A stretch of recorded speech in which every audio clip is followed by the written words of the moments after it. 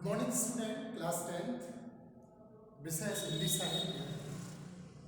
पाठ्य पुस्तक का नाम क्षितिज है और उस क्षितिज के अंतर्गत दो भाग हैं आपका। एक है आपका गद्य भाग और एक है पद्य भाग। पद्य भाग के लगभग चैप्टर सभी समाप्त हो चुके हैं। गद्य भाग के चैप्टर चल रहे हैं, जिनमें से पहला चैप्टर हो चुका है नेताजी का चश्मा स्वयं प्रकाश जी द्वारा। सेकंड जो चैप्टर है वो है बाल गोविंद भगत, जिसके लेखक का नाम है राम वृक्ष मैनपुरी जी। जैसा कि आपने पढ़ा था बाल गोविंद भगत के बारे में। बाल गोविंद भगत एक अद्वितीय प्रतिभा के धनी थे, अलौकिक व्यक्तित्व था इनका, तेजस्वी यशस्वी महान पुरुष थे। एक संत और साधु, एक सज्जन और एक विद्वान के अंतर्गत जो जितने गुण होने चाहिए वो सारे गुण इनमें संपन्न थे, जैसा कि मैंने कई बार बताया आपको और मैंने चैप्टर में भी बहुत अच्छे से पढ़ाया है। इसके लगभग मैंने एक्सप्लेन के 3 पार्ट बनाए हैं। आज की क्लास में, आज के पार्ट में मैं जो पाठ्य पुस्तक से संबंधित जो प्रश्न हैं, जो पाठ्य पुस्तक से संबंधित जो प्रश्न हैं, उन प्रश्नों का मैं एक्सप्लेन आपके सामने कर रहा हूँ। शब्द बदल सकते हैं लेकिन भाव और बात वही रहेगी जो आपकी पाठ्य पुस्तकों में उत्तर के रूप में है। तो ज़्यादा ना कहते हुए, आप जानते हैं इस पाठ के बारे में मैंने अच्छे से पढ़ाई दिया है। बाल गोविंद भगत एक संत जी के बारे में, उनके व्यक्तित्व के बारे में, उनके चरित्र के बारे में और उनकी जो तपस्या है और उनकी पवित्रता है उसके बारे में इस चैप्टर के अंतर्गत बताया गया है। उनका पहला प्रश्न है कि खेती बाड़ी से जुड़े गृहस्थ बाल गोविंद भगत अपनी किन चारित्रिक विशेषताओं के कारण साधु कहलाते थे। अर्थात वो गृहस्थी से जुड़े होने के बावजूद भी वो किस प्रकार, किन विशेषताओं के माध्यम से एक संत प्रवृत्ति के व्यक्ति कहलाते थे। तो मैं आपको बताना चाहूँगा कि उनके अंतर्गत बहुत सारी ऐसी चीज़ें व्याप्त थी, उनके अंतर्गत छुपी हुई थी, जिनके कारण, जिन चारित्रिक विशेषताओं के कारण वो एक संत और साधु कहलाते थे। वो कौन सी चारित्रिक विशेषताएं थी? वे ये विशेषताएं थी, बहुत सारी विशेषताएं हैं, नंबर वाइज भी लिख सकते हैं आप और वैसे भी लिख सकते हो। सर्वप्रथम थी कि वो झूठ नहीं बोलती थी। दूसरी चारित्रिक विशेषता थी कि वो किसी की चीज को बिना पूछे छूते नहीं थे। तीसरी चारित्रिक विशेषता है वो किसी के खेत में किसी प्रकार की शौच करने नहीं जाते थे। खराब बोलने वाले व्यक्ति थे, किसी को परेशान नहीं करते थे, कितने भी कष्ट क्यों ना हो, कितना भी शरीर अस्वस्थ क्यों ना हो, वो अपने नियम को नहीं त्यागते थे। वही प्रतिदिन गंगा जी का स्नान करना और सुबह शाम संध्या वंदनानी करना और उसके बाद में संगीत का वादन करना, ये इन सारी चारित्रिक विशेषताओं के माध्यम से ये एक साधु कहलाते हैं। ऐसा इस प्रश्न का उत्तर है, जो कि मैंने आपको अभी यह प्रश्न बताया कि प्रश्न में ये कहा गया है कि खेती बाड़ी से जुड़े गृहस्थ बाल गोविंद भगत अपनी किन चारित्रिक विशेषताओं के कारण साधु कहलाते थे। तो इन चारित्रिक विशेषताओं के कारण वो साधु कहलाते थे, जैसे कि दूसरे की चीज को स्पर्श न करना, किसी के खेत में शौच करने न जाना, किसी से झूठ न बोलना, खरी बात करना, अर्थात गोल मोल बात करना इनको नहीं आता था।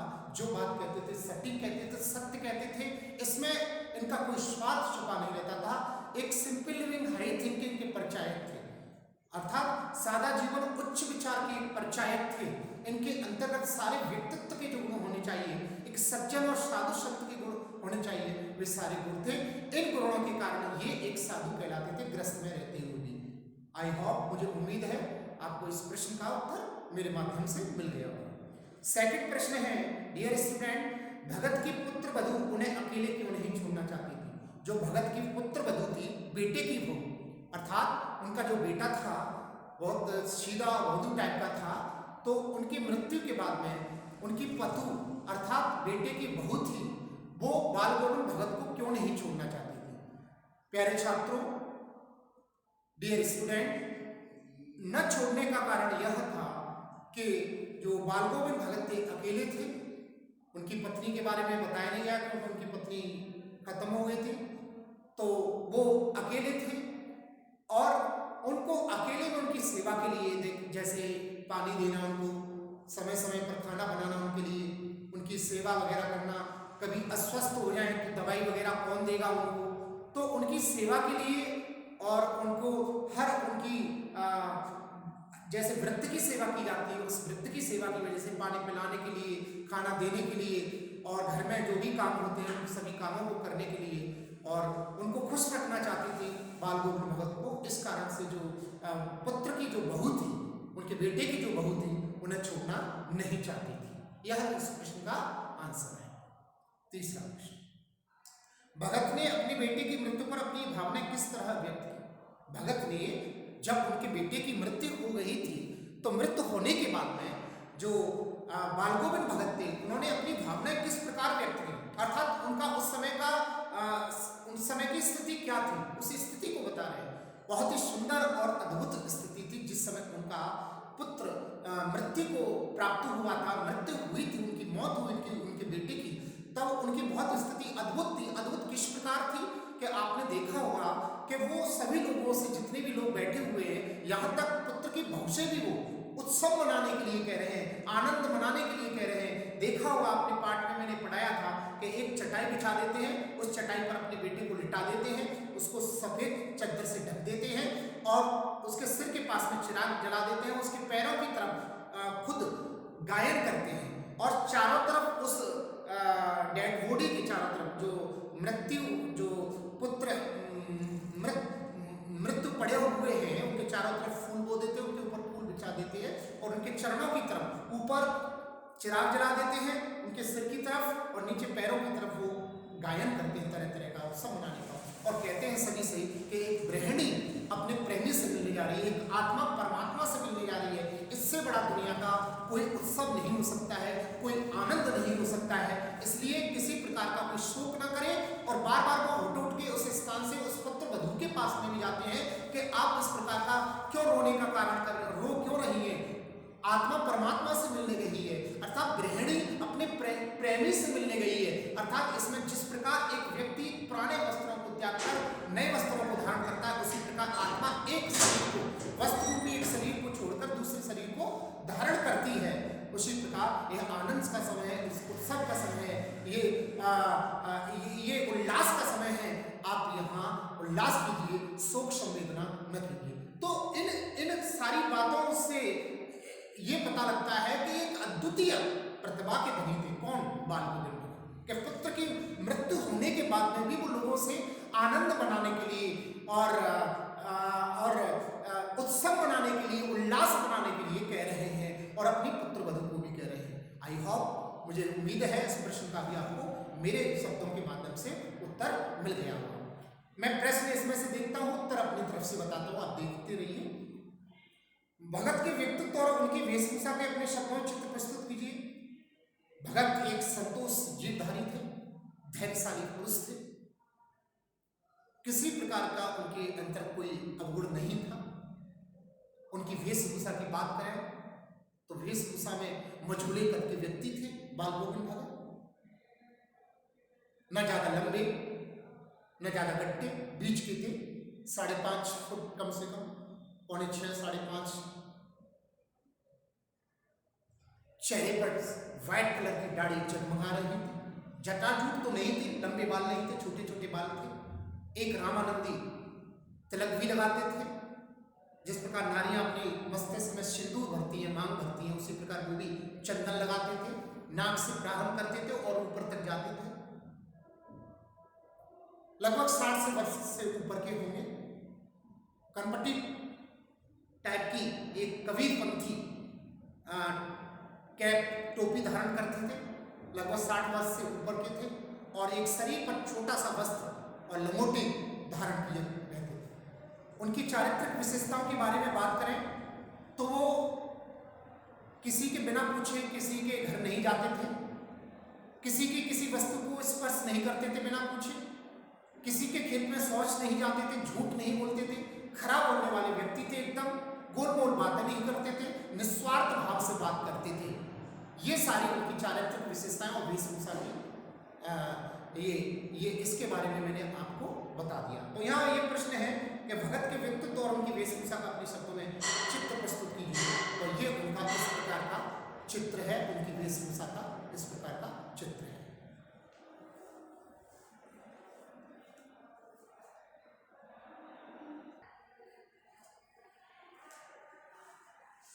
नेक्स्ट क्वेश्चन, बाल गोविंद भगत की दिनचर्या लोगों के अचरज का कारण क्यों थी? बाल गोविंद भगत की जो दिनचर्या थी, अर्थात दिन में जो क्रियाकलाप करते थे, जितने भी क्रियाकलाप करते थे, वो अचरज का मतलब आश्चर्य का किस प्रकार थी, मतलब आश्चर्य किस प्रकार लोगों के अंदर प्रकट करती थी? अर्थात आश्चर्य तो स्वाभाविक प्रकट करना, क्योंकि जो व्यक्ति 3:30-4 बजे दिसंबर के महीने में कड़कड़ाती ठंड में जिस समय दांत कटकटाते हैं, रजाई छोड़ने का मन नहीं करता है, उस समय बालगोविंद जो भगत थे वे अपने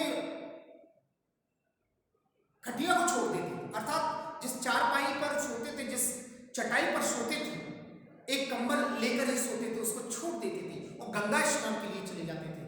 तो स्वाभाविक है, और उसके बाद में भी गंगा स्नान करने के बाद में आने के बाद में कितने भी अस्वस्थ हों, अर्थात बीमार क्यों ना हो, सुबह और शाम का जो संध्या वंदनादि का जो समय था, उस संध्या वंदनादि के समय को नहीं छोड़ते थे, अर्थात सुबह और शाम दोनों टाइम संध्या वंदनादि करते थे, अर्थात पूजा करते थे ईश्वर की। संध्या वंदन का मतलब होता है ईश्वर की पूजा करना, भक्ति करना, और उसके बाद में वो सुबह शाम दोनों टाइम संगीत का वादन किया करते थे, अर्थात भक्ति प्रेरक, अर्थात भगवान की भक्ति प्राप्ति प्रेरक भजनों का गायन किया करते थे, और उनके भजनों का गायन सभी सुनते थे। इसलिए जो उनकी दिनचर्या थी, जो दिन के कार्य थे, उनके दिन के नियम थे, वे सभी नियम उनकी दिनचर्या का अचरज का कारण इसलिए बन रहे थे क्योंकि ऐसे दिनचर्या के नियम, अर्थात दिनचर्या उनकी आज तक बहुत ही कम लोगों में मिल प्राप्ति है ईश्वर को छोड़कर, क्योंकि इस प्रकार का झूठ ना बोलना, दूसरे की चीजें स्पर्श ना करना, या किसी प्रकार का कोई गलत कार्य ना करना, बिना पूछे किसी की चीज स्पर्श न करना, किसी के खेत में शौच करने न जाना, किसी के घर गए तो बिना पूछे किसी चीज को न छूना, बिना पूछे न खाना, यहाँ तक के बिस्किट और नाश्ता और चाय सब कुछ रखी हुई है, जिस व्यक्ति के घर गए जब तक वो वहाँ के लोगों से पूछ नहीं लेते हैं कि मैं इस चीज को खा सकता हूँ या पी सकता हूँ, तब तक वो उस चीज को स्पर्श तक नहीं करती थी। तो ये सारी चीजें स्वाभाविक है कि अचरज का कारण अर्थात आश्चर्य का कारण तो स्वाभाविक है, क्योंकि ये सारी चीजें किसी व्यक्ति के अंदर देखने को प्राप्त नहीं होती हैं। नेक्स्ट क्वेश्चन, पाठ के आधार पर बाल गोविंद भगत के मधुर गायन की विशेषताएं क्या है? अर्थात लिखिए, पाठ के आधार पर बाल गोविंद भगत के मधुर गायन, अर्थात वो जब भी गाते थे और सुंदर गाते थे, इतना सुंदर गाते थे कि दूर दूर से लोगों को खींच लेते थे, अर्थात जहां कहीं भी लोग होते थे, चाहे वो घर पे हो, चाहे किसी अपने बगीचे में हो, चाहे किसी खेत की रोपाई कर रहे हो, चाहे बोवाई कर रहे हो, चाहे वो हल चला रहे हो, चाहे वो स्त्री हो, चाहे पुरुष हो, चाहे वो बच्चे हो, चाहे वो जीव जंतु हो, हर किसी को वो अपनी तरफ खींच लेते थे, आकर्षित कर लेते थे। उनके संगीत में वो जादू था, और उनके संगीत का एक जादू और बताऊं, मैंने जैसा कि बताया था चैप्टर के अंतर्गत, इस प्रश्न की जब आया है तो इस प्रश्न के अंतर्गत में मैं बताता हूं आपको कि बरसात के दिनों में बरसात हो जाती है, बरसात के दिनों में जब तालाबों के किनारों पर, पोखरों के किनारों पर, मेढ़ों के किनारों पर जब पीले पीले कलर के जब मेढक आ जाते हैं, वो टर टर की आवाज करते हैं, वो आवाज बहुत ही भयंकर हो जाती है, और उसके साथ में और भी जीव जंतुओं की आवाज हो जाती है। उस जीव जंतुओं की आवाज और मेढक की टर टर की आवाज का उनके भजनों पर कोई प्रभाव नहीं पड़ता था, अर्थात उनके संगीत का स्वर उनसे ऊंचा रहता था, उनसे अच्छा सुनाई देता था, उनकी टर टर की आवाज और अन्य जीव जंतुओं की आवाज भी कम हो जाती थी। और एक चीज और बताना चाहूंगा इस प्रश्न के अंतर्गत मैं आपको कि जब बाल गोविंद भगत अपने दरवाजे पर जब शाम के वक्त, सांझ के वक्त जब गाया करते थे और गाने गाते थे जब, तो उनके गाने को लेकर, उनके भजनों को सुनकर लोग उनके पास में आ जाते और उनके साथ में गाने लग जाते थे, और जैसे ही भजनों में इतने आप्लावित, प्रफुल्लित, प्रसन्नचित्त, उल्लासित हो जाते थे कि उनके साथ में खूब अच्छे से एकदम तन्मयता खो बैठते थे, अपने शरीर और अपनी आत्मा को भूल बैठते थे, और उनके साथ जोर जोर से गाने लग जाते थे, वो भी नृत्य करने लग जाते, तो वहां के सारे लोग भी नृत्य करने लग जाते थे। ये थी उनके मधुर गायन की विशेषता कि लोग उनके सुनकर दूर दूर से आकर्षित हो जाते थे, आनंदित हो जाते, प्रफुल्लित हो जाते थे जब उनके संगीत को सुनते थे। अपने क्रियाकलापों को सबको छोड़कर, वो सबको त्याग कर और उनके संगीत में सम्मिलित हो जाते थे और वो भी एकदम उत्तेजित उठते थे। बाल गोविंद बहुत मधुर मधुर गायन करते थे, उनके साथ में लोग भी नृत्य करने लग जाते। बहुत ही अद्भुत नृत्य जो कि स्वर्ग में तो कभी हुआ ही नहीं हुआ, ना कभी जीवन में किसी दुनिया के कोने में इस प्रकार का नृत्य हुआ ही नहीं था जो कि उनकी मंडली के अंतर्गत देखने को प्राप्त होता था। तो इस प्रकार इस प्रश्न का आंसर आपको प्राप्त हो जाता है कि पाठ के आधार पर बाल गोविंद भगत के मधुर गायन की विशेषता लिखिए। मधुर गायन की विशेषताएं इस प्रकार मैंने आपके सामने व्यक्त कर दी। इस प्रश्न का उत्तर मैं दे रहा हूं, सारे प्रश्नों के उत्तर मैं अपनी तरफ से दे रहा हूं। आप किताबों से मिलान कीजिए, मेरे द्वारा जो भी प्रश्नों के उत्तर दिए जा रहे हैं उनको, ये किताब तो मैं केवल आपके प्रश्नों के लिए रख रहा हूं कि कौन सा प्रश्न क्रम की वजह से क्रम बना रहे, क्योंकि क्रम बहुत जरूरी है। शिक्षा के अंतर्गत बिना क्रम के भी क्रम हो जाते हैं। तो प्रश्न मैं इसमें से देखता हूं, आंसर अपनी तरफ से देता हूं। शब्द इधर उधर हो जाते हैं, हो सकते हैं, बट जो आंसर, जो भाव है उस आंसर का वह वही रहेगा, ये मेरा कहने का तात्पर्य है। और इस प्रकार आपके लगभग 6 प्रश्न हो जाते हैं इस भाग के अंतर्गत। और अगले भाग के अंतर्गत जो भी प्रश्न बचे हुए हैं मैं आपको उनके प्रश्नों के उत्तर मैं आपके सामने प्रस्तुत करूंगा। आप इन प्रश्नों को दोहराएं, याद करें, देखें, एक बार बुक से भी पढ़ें, आप एक बार जो मैं बोल रहा हूं उसको भी मिलान करें। हो सकता है कि पुस्तक की अपेक्षा में ज्यादा और अच्छी से आपके सामने विस्तृत रूप से, अच्छे रूप से वर्णन कर रहा हूं। Thank you, have a nice day, all the best, may God bless you.